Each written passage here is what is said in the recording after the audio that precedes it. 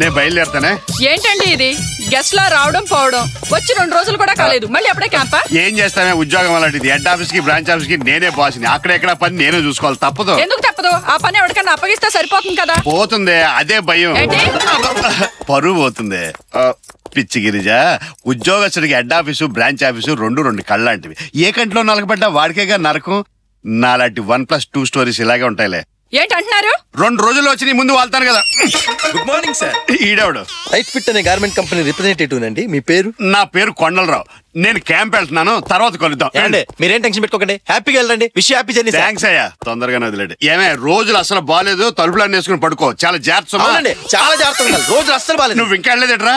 వెళ్ళవా? మీరు వెళ్ళాక మేడం గారితో మాట్లాడి డీటెయిల్స్ నోట్ చేసుకుందాం. ఆ చెట్టుకు ఇదిగో గిరిజ, ఏంటా ఏడుపు? ఇలాంటి వాళ్ళ ముందు ఎంత చీప్ అవుతామని చెప్పి నేను అస్సలు పట్టించుకోలే. మీకే టూర్లో క్యాంప్లను తిరుగుతారు, ఒంటరిగా ఉన్నానని తెలిసి ఇలాంటి వాళ్ళంతా. ఏమండి పోనీ 1 గంట తర్వాత రమ్మంటారా? లీజర్ గా మాట్లాడుకుందాం. నువ్వు వెళ్ళరా? ఏంటి నీకు ఎన్నిసార్లు చెప్పాలి? బుద్ధుందా? పశువా? ఎంత తర్వాత వెళ్తా? అలా అనకండి, ఇది నా జాబ్ అండి.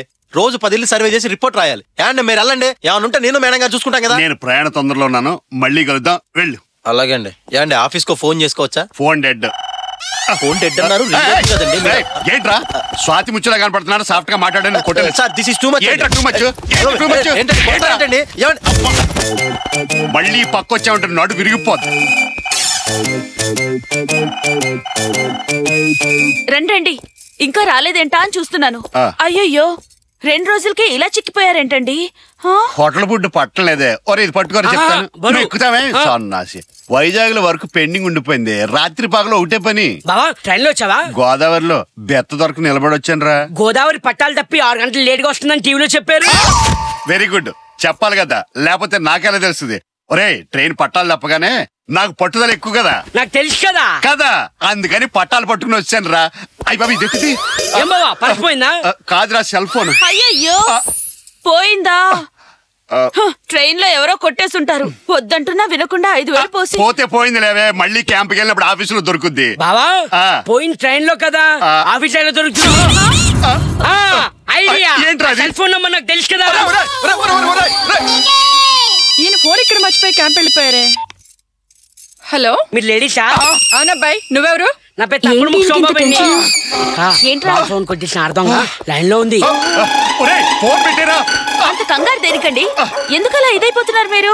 మిమ్మల్నే ఇప్పుడు లీలగా గుర్తుకొస్తుంది. ట్రైన్ బాగా రష్ గా ఉందోలే, నా పక్కన లేడీ నిలబడి జబ్బగిరి జేబులో చేయబెట్టి. చిచి, ఆడ మనిషి జేబులో చేయి పెడితే మీకు తెలియలేదా? నేను ఫోన్ కోసం అనుకోలేదు. హలో, ఆ ఫోన్ మా బావగారిది కాదు, మా వారిది. ఫోన్ పెట్టరా? అంత కోపం దేనికండి? రే సోంబాబు, ఏమంటుందిరా? ఫోన్ ఆయన అంటున్నా. పేరు కనుకో. హలో, మీ ఆయన పేరేంటి? పిల్లాడు నీకెందుకురా?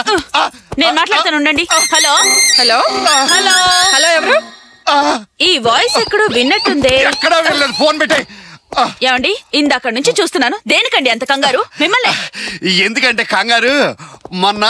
Good morning sir. నువ్వు ఇక్కడికి వచ్చావేంటి? బాదాపూర్ లో మీ వాళ్ళు